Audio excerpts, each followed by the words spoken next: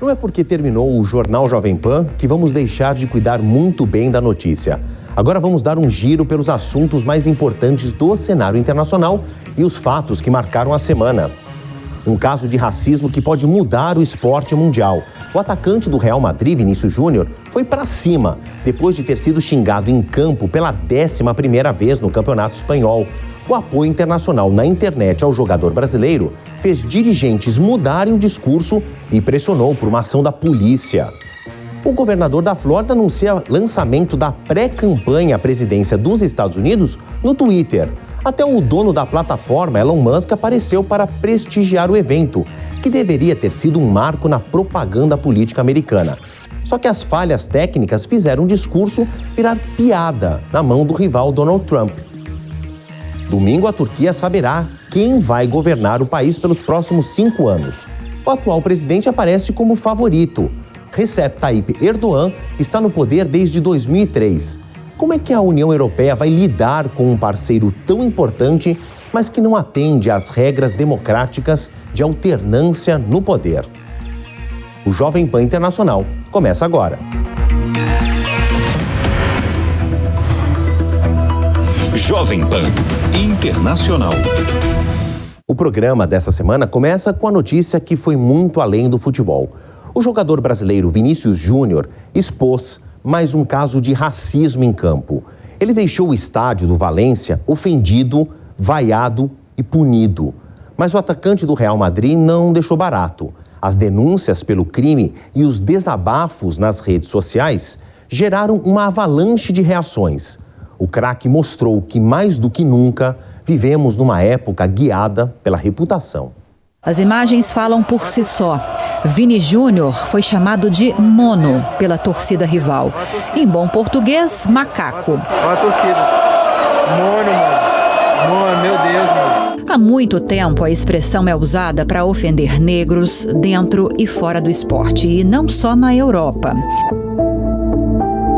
Mas desta vez, Vini Júnior disse que seria diferente. Ele adotou uma postura de basta, sentida por apoiadores e críticos ao jogador. Há um momento em que o Vinícius para o jogo e a partir disso então começa um tsunami civilizatório que muda, para mim, para sempre, a história do futebol espanhol.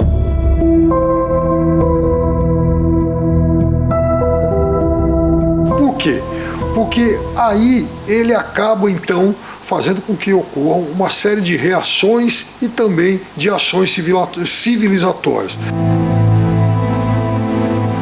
A Liga Espanhola, porque na Espanha a federação é uma coisa, a Liga Espanhola é outra, mas a Liga, que é a entidade que administra, que é dona do campeonato nacional, em um primeiro momento ela tentou uma posição mais de equilíbrio, de se equilibrar entre a solidariedade ao jogador, mas também a não condenação aos seus clubes filiados.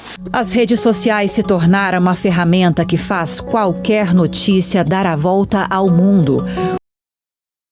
Sanches escolheu a plataforma que se tornou a principal ferramenta de comunicação dos políticos e que Trump usou como metralhadora giratória antes, durante e depois da presidência dele. O governador da Flórida quis inovar. Ao invés dos tradicionais discursos em centros de convenções, o pré-candidato apostou no Twitter para alcançar um público muito maior. De fato, a reunião virtual atraiu centenas de milhares de internautas. Gente do mundo inteiro, mas o que era para ter sido o motivo do sucesso foi a causa do fracasso. O ambiente virtual criado para o show não aguentou a quantidade de acessos. E para piorar, o dono da empresa, Elon Musk, estava diretamente envolvido na operação. Esperava-se de tudo, menos que o homem que se tornou sinônimo de tecnologia emprestasse a rede social que ele comprou em outubro para um vexame internacional. Quem não deixou barato foi Donald Trump. O ex-presidente, que também disputa a vaga de candidato republicano para 2024, ironizou a falha e ainda teve a ajuda de seguidores. Em questão de minutos, a internet foi inundada de memes, debochando do rival e enaltecendo o magnata. O vídeo mais compartilhado é o que compara DeSantis a um foguete caindo, numa clara alusão ao lançamento dos primeiros modelos de propulsores criados pela SpaceX, outra empresa de Elon Musk. Para a gente entender um pouquinho melhor dessa história, vamos olhar os Estados Unidos de dentro para fora. Então agora eu faço uma conexão lá para Filadélfia. Tenho o prazer de conversar com o Lucas de Souza Martins, analista e alguém que estudou a história americana passando pelos presidentes dos Estados Unidos. Lucas, muito obrigado aqui pela tua participação. Eu queria começar te perguntando, sabendo aí do teu currículo de estudante de história dos Estados Unidos. Bom, vamos projetar um pouco o futuro. Você que conhece a história dos presidentes americanos, a notícia que foi, então, a notícia sobre o lançamento da candidatura de Ron DeSantis é a não notícia, né? Por mais que ele tenha dado ali indícios da sua plataforma de governo, os problemas técnicos acabaram superando aquilo que ele queria transmitir para os seus eleitores. Mas vamos nesse cerne aí. O que ele acabou falando, eu pelo menos ouvi a transmissão e percebi que ele trouxe ali um típico discurso conservador.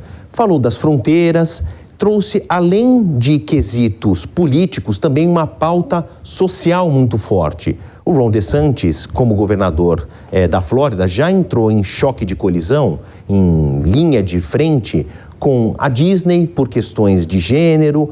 Uma pauta sobre aborto é muito importante para o Ron DeSantis de maneira pessoal, e ele vai trazer isso para a campanha.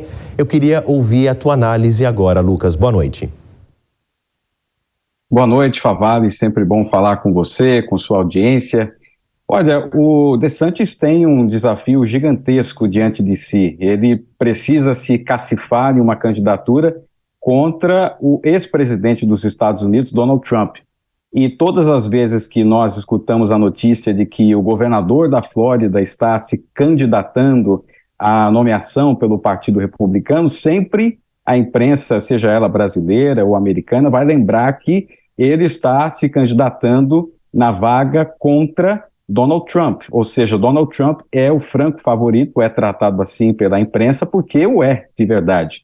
Recentes pesquisas mostraram que Donald Trump está muito à frente na perspectiva de ganhar a nomeação pelo Partido Republicano, porque tem mais de 50% das intenções de voto pelo campo republicano. E o que o Ron DeSantis pode fazer para se cacifar dentro do partido e conseguir essa nomeação é exatamente explorar os pontos de diferença que ele tem com relação ao Donald Trump. Com relação às pautas políticas, sociais, com relação a questões conservadoras, os dois candidatos são muito parecidos. E o DeSantis, ele tem essa obrigação de se apresentar ao público que deseja, que pensa em votar para presidente nos Estados Unidos, uma vez que o voto aqui não é obrigatório. Ele precisa se cacifar como um candidato que é jovem, tem só 44 anos, uma questão que é muito diferente dos dois principais candidatos que estão no páreo, como o presidente Biden e o ex-presidente Trump.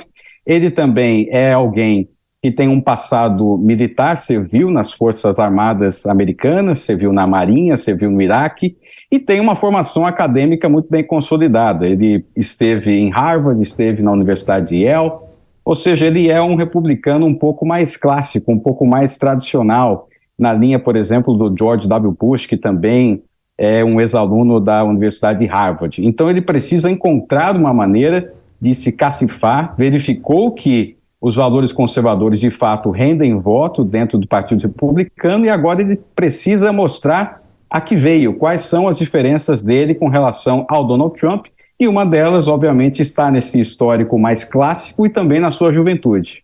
E, Lucas, você que está aí já faz um tempo, consegue enxergar os Estados Unidos de dentro para fora? Seguinte, eu imagino que em 2024 nós vamos ver uma parte do eleitor que pode ser o fiel da balança, ele pode mudar o equilíbrio dos pratos, que eu estou falando dos latinos. Claro que é uma força muito grande dos Estados Unidos, não é de hoje. O Lucas trouxe um dado muito importante. A eleição dos Estados Unidos é uma espécie de uma corrida de obstáculos. Primeiro, o candidato tem que convencer o partido a escolhê-lo como candidato. O candidato tem que convencer os eleitores a votarem nele e antes convencer os eleitores a irem votar. Porque Porque diferente aqui do Brasil, que nós temos nosso título de eleitor, é uma garantia que a gente possa votar em todas as eleições. Nos Estados Unidos o sistema é diferente, é fragmentado por estados, mas a cada eleição o eleitor tem que ir lá e se registrar para participar daquela eleição. Então, eu estou falando de tudo isso porque talvez o eleitor latino, que agora nós estamos falando muito provavelmente de uma terceira geração, é um avô que imigrou, então viu o pai nascer, o filho, né, nasceu nos Estados Unidos, agora o neto nasceu nos Estados Unidos. E quando a gente olha para o sul dos Estados Unidos, nós temos esses fortes estados republicanos, a Flórida, o Arizona, o Texas, mas que, embora tradicionalmente republicanos, eles passam a ser os chamados Purple States. Não são nem vermelhos republicanos e nem azuis democratas. Eles estão ali no meio do caminho. Você acredita que a Flórida, onde o Ron DeSantis é um governador bem votado, bem avaliado, possa passar por esse perfil? Como é que o eleitorado latino deve se portar em 2024, Lucas? É interessantíssima essa pergunta, Favale, a respeito do comportamento desse eleitor latino nos Estados Unidos, porque uma leitura um pouco inicial desse cenário americano nos levaria a entender de que o latino tenderia a votar no presidente Biden, por exemplo, até porque o Ron DeSantis é conhecido exatamente por ser um político que tem aprovado leis que endurecem a questão migratória nos Estados Unidos. Mas o fato é que nós temos que lembrar também que o eleitor latino que vota nos Estados Unidos, ele tem a cidadania americana. Portanto, ele tem uma situação judicial muito tranquila e, por isso, até por conta das lembranças dos seus familiares, dos seus avós, até mesmo dos seus pais, a sua geração um pouco mais próxima, que vieram, por exemplo, de regimes extremamente delicados, como, por exemplo, Cuba, Nicarágua, que enfrentaram dificuldades por conta de governos de esquerda, que impuseram restrições à liberdade de imprensa, à liberdade de opinião. Obviamente que estes jovens latinos tendem a votar em candidatos do Partido Republicano, independentemente de ser Ron DeSantis ou Donald Trump. Não é à toa que na última eleição, por exemplo, na eleição em que venceu Joe Biden não conseguiu vencer na Flórida. E havia, de fato, uma expectativa de que, ao menos durante a campanha, Joe Biden teria a iniciativa de falar novamente sobre Cuba, e ele não falou, por um motivo claramente eleitoral, uma vez que o tema Cuba é muito sensível ao eleitorado latino na Flórida.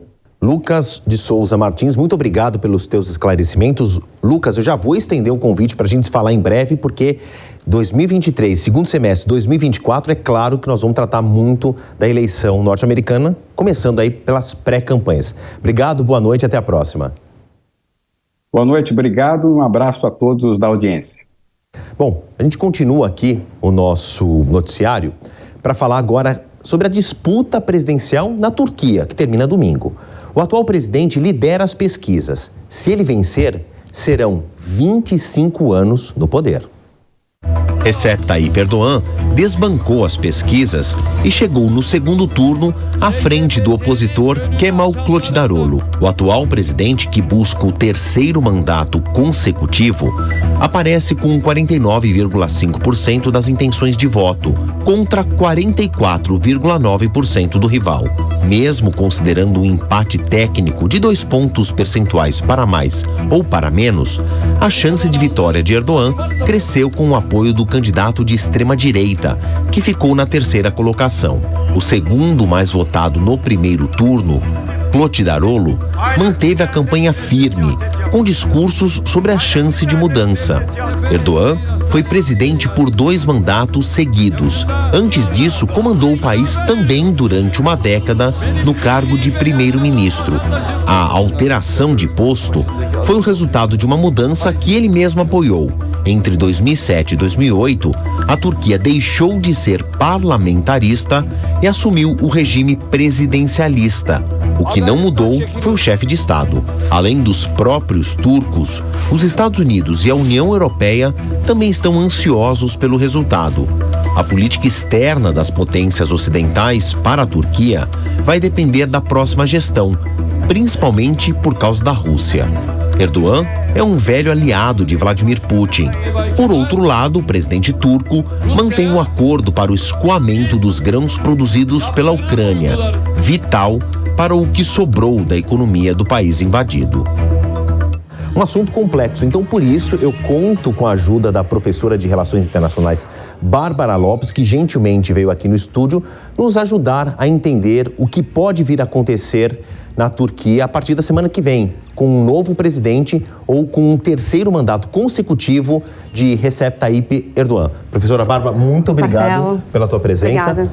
Quero começar a mostrar para você, Bárbara, e para os nossos telespectadores, esse cenário aqui. A gente está falando de uma disputa presidencial, mas também, no primeiro turno, se definiu o novo Congresso da Turquia. E aqui, com 268 cadeiras, de um total de 600, o AKP, que é o partido liderado pelo Erdogan, que já há muito tempo comanda a Turquia, conseguiu uma esmagadora maioria. Ou seja, Bárbara, se Erdogan não continuar no cargo de presidente, ainda ele vai ter muita força no Congresso, né? Isso mesmo. Olá. Bom, gostaria de mencionar que depois da mudança do sistema político, sistema de governo turco, do parlamentarismo para o presidencialismo, a ligação entre executivo e legislativo deve ser uma ligação harmônica, de pleno diálogo. E a gente sabe que a Turquia vive uma crise econômica sem precedentes. A Turquia é um dos países que ainda não se recuperou ainda da pandemia. E se você tem uma composição legislativa como essa, há um problema de governabilidade caso haja mudança do chefe de Estado. Então, a oposição, se assumir, o que é difícil, o quadro é negativo para a oposição, se a oposição assumir, terá um grande problema de governabilidade. Mas eu queria passar para outro gráfico, um mapa, para a gente entender a posição estratégica da Turquia. Isso não é de hoje. Eu não estou falando de história contemporânea que começa no século XVIII. Estou falando de história antiga, inclusive, história moderna. Não à toa, o Império Romano transfere a capital, Roma, para o que se chamou na época de Constantinopla, para o que hoje a gente conhece como Istambul, por conta da posição geográfica. Ou seja, há milhares de anos já se entendia a posição estratégica da Turquia. E isso não mudou com o passar nem das décadas, nem dos anos, muito menos dos séculos. Professora, aqui a gente então tem o Estreito de Bósforo, que é o que liga o Mar Negro ao Mar Mediterrâneo. Para posicionar todo mundo geograficamente como eu estou falando, aqui ao norte a gente tem Rússia e Ucrânia. E ambos, principalmente a Rússia, que tem aí uma frota naval historicamente importante, principalmente uma marinha de guerra, precisa do Bósforo para chegar, por exemplo, no Mar Mediterrâneo. Eu citei a Marinha de Guerra, mas imaginem a importância desta passagem para a Marinha Mercantil. A Turquia, que vive ainda da exportação de grãos, precisa dessa passagem para se manter. Então, professora, vamos ver o próximo presidente da Turquia. Os índices, os números, os levantamentos, pesquisas eleitorais apontam para Erdogan. Como é que vai ser a relação dele com Vladimir Putin e Volodymyr Zelensky? Olha, a Turquia é um ator geopolítico essencial no sistema internacional. A Turquia joga em vários tabuleiros e estão todos preocupados com a relação turca com a União Europeia. Em relação à guerra Rússia e Ucrânia, a Turquia sempre foi uma mediadora. Inclusive, um comentário importante na posse do Luiz Inácio Lula da Silva, a Turquia trouxe uma grande delegação para o Brasil. E aí as pessoas ficavam pensando, por quê? A Turquia veio negociar com vários chefes de Estado que estavam aqui. A Turquia tem uma grande experiência de negociação. Então, a relação é uma relação, caso o vencedor seja o atual presidente, é uma relação que vai se consolidando. A Turquia tem uma grande dependência energética da Rússia. Já o Kemal, que não lidera a oposição, é um político do legislativo, nunca atuou no executivo, está aí um problema de governabilidade, caso seja eleito, o que é difícil. Ele diz que, caso seja eleito, vai procurar se aproximar dos Estados Unidos e da União Europeia. Já o Erdogan, que é o atual presidente, disse que vai consolidar uma relação mais próxima com a Rússia. E isso traz um grande alerta para a União Europeia. Professora, eu vou trazer o mapa um pouquinho mais para cá. Falamos de Rússia, Ucrânia, mas para cá tem a Europa Ocidental e tem a União Europeia. e que há tempos é uma ambição do presidente, seja de esquerda, de direita, de centro, fazer parte da União Europeia. Ele ainda tem chance de continuar na fila? É baixíssimo. A principal entrave é a questão migratória. Em 2015, não sei se vocês se lembram, mas tivemos uma crise migratória muito grande, uma guerra na Síria. Hoje, atualmente, na Turquia, tem 4 milhões de sírios e a Turquia é a porta de entrada. Existe aqui, se você atravessa uma ponte em Istambul, você vê uma placa, bem-vindo à Europa. Então, a Turquia ela é a barreira geopolítica dos imigrantes em direção à Europa Ocidental. E a relação fica muito complicada caso o Erdogan vença as eleições. Vocês entenderam, então, porque historicamente Istambul, que está nesse estreito, é tão importante para a política, para a economia, para as sociedades? Através dessa passagem, por exemplo, houve o desenvolvimento de sociedades inteiras. A gente sabe disso há milhares de anos. Minha última pergunta, professora, a relação, então, de Erdogan com Vladimir Putin. Tem uma coisa de comércio de armas, tem essa relação da liberação dos navios, sejam de guerras ou mercantis, pelo Estreito de Bósforo. Isso passa por um acordo feito pela Turquia, mas a relação política entre os dois tende a crescer se o Erdogan ficar no poder, né? Crescer e se aprofundar. A gente não pode esquecer que o acesso da Rússia aqui ao Mar Negro se deve à anexação da Crimeia em 2014. E você tem a passagem do Mar Negro e o Mediterrâneo, as águas quentes do Mediterrâneo, é um projeto pessoal de governo do Vladimir Putin. Então, é importante que o Vladimir e o próximo presidente turco tenham uma relação cada vez mais profunda e harmoniosa para aumentar o poder na região. Bom, tem eleições domingo, semana que vem a gente tem o resultado. A professora Bárbara com certeza vai continuar nos ajudando a entender aí as peças, como ela falou, desse tabuleiro geopolítico que é bastante complicado. Professora Bárbara, mais uma vez, obrigado pela tua presença. Até uma próxima oportunidade. Obrigada, boa noite. Vou continuar aqui o que a gente vem discutindo aí do cenário internacional. Depois de 16 anos do desaparecimento de Madeleine McCann, em Portugal, a polícia voltou a procurar pelos restos da menina. Vamos acompanhar na reportagem. As buscas acontecem em uma barragem a 50 quilômetros de onde Madeleine McCann desapareceu, na Praia da Luz, em 2007. A operação foi solicitada pela polícia alemã, que procura evidências que liguem o desaparecimento da menina a um cidadão alemão declarado oficialmente suspeito no ano passado. O homem, condenado por abuso de crianças, está preso por ter estuprado uma mulher de 72 anos na mesma região em que Madeleine desapareceu, no sul de Portugal. Turistas na Praia da Luz disseram que esperam que as buscas encerrem o caso. Para esse turista britânico, os 16 anos de incerteza devem ter sido uma tortura para os pais de Madeleine. Ele acrescenta que espera que os oficiais encontrem os restos da menina. O caso McCann permanece um mistério até os dias de hoje, já que nenhum corpo nunca foi encontrado. Os pais da menina, Kate e Jerry, chegaram a ser interrogados como suspeitos formais em 2007, mas a polícia desistiu da investigação no ano seguinte por falta de provas contra eles. Em 2020, a polícia alemã declarou que a menina foi dada como morta. Cientistas usaram inteligência artificial para descobrir um antibiótico capaz de matar uma espécie mortal de superbactéria, classificada como uma ameaça crítica pela Organização Mundial da Saúde. Vamos ver. O estudo, desenvolvido por uma universidade canadense, ajudou a reduzir o número de produtos químicos que seriam testados em laboratório para combater a superbactéria, que pode infectar feridas e causar pneumonia.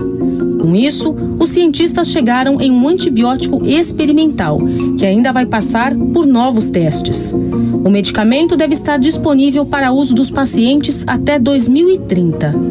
Segundo pesquisadores, a inteligência artificial pode acelerar massivamente a descoberta de novos medicamentos. Mesmo com antibióticos, algumas bactérias estão se tornando cada vez mais difíceis de tratar, já que criam resistência aos tratamentos.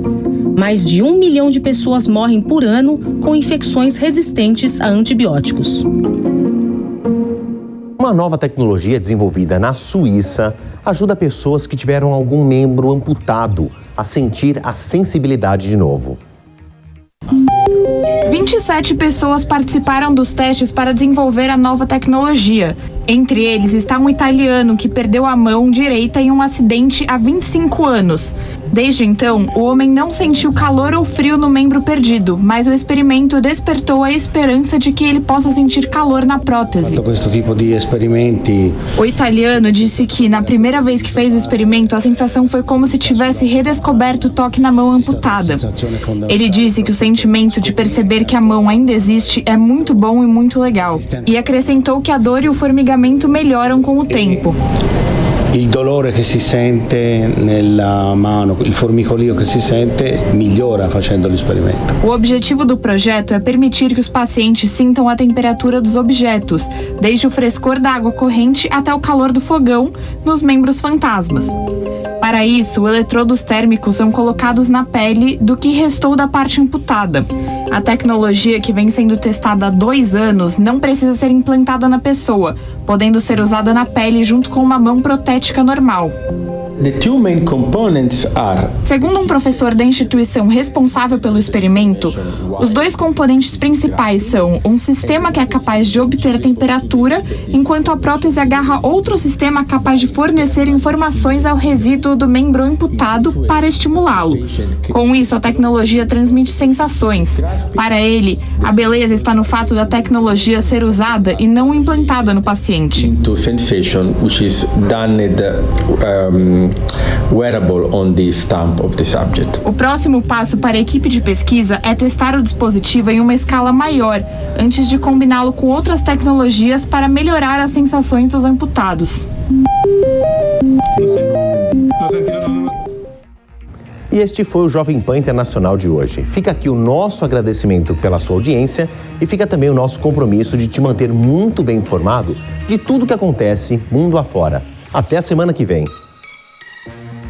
A opinião dos nossos comentaristas não reflete necessariamente a opinião do Grupo Jovem Pan de Comunicação. Realização Jovem Pan News.